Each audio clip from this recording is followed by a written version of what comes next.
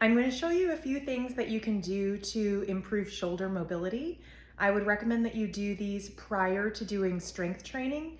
That will help you warm up your shoulder and get ready for lifts, and also just encourage proper form. Going for a brisk walk and then rolling out any areas in your shoulder that feel tight. If you have a lacrosse ball or a firm ball, a tennis ball can be good to start, but for long term, a lacrosse ball is a little bit more firm. Put the lacrosse ball like right below my shoulder blade, and then as I'm sort of pinching it against the wall, I'm lifting my arm up and down, out to the side, and just kind of feeling into any tight or restricted areas.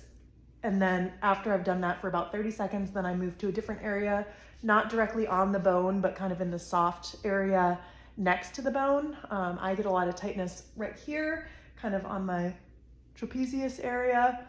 And so I'll put the lacrosse ball there and then just kind of, again, do that range of motion while I'm pinning the ball against the wall, just to get my shoulder really loosened up and able to move. Of 1 to 2 minutes. Then I go to my wall angels. But touching the wall, your feet can be slightly in front of the wall, and then your shoulders and the back of your head are touching the wall.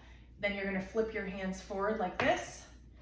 Place your hands against the wall, and then very slowly just start to do a wall angel up the wall. And right about here, you'll probably feel it start to want to drift forward. Just really focus on keeping that hand flat against the wall as you continue to raise up. And you can see here my elbow is kind of drifting forward.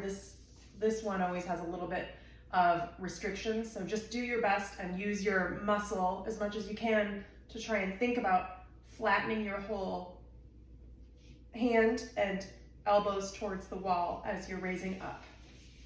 And you can do a few of those. It will feel hard, so you can relax in between. And then, sorry, I'm hitting here like this. I feel it right there. I'm really trying to keep everything pulled back as I'm lifting up. Whew. And that's really getting into the postural muscles in your back, so that as you're coming above your head, you're not drifting forward and pinching on the shoulder. Another one you can do that's similar to that is just to keep your arms like goalie posts.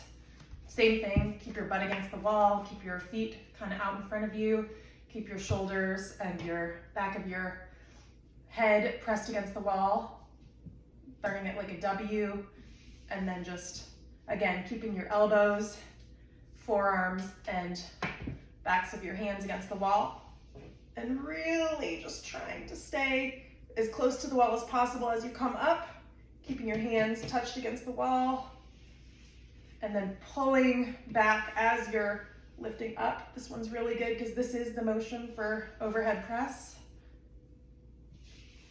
Do that a few times. Now, when you're actually overhead pressing, you're not going to be in that fully retracted position like that. Keep your elbows slightly in front of your body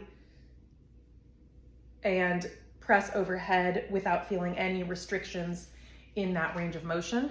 Another thing you can do is through the door wall stretches. So instead of just thinking about this as a passive stretch though, I want you to really focus on pulling backwards, using your muscle to try to open up your chest as you're doing it. So you'll put your arm on each side of the door frame and kind of like lean forward into it so that you're getting a nice chest stretch.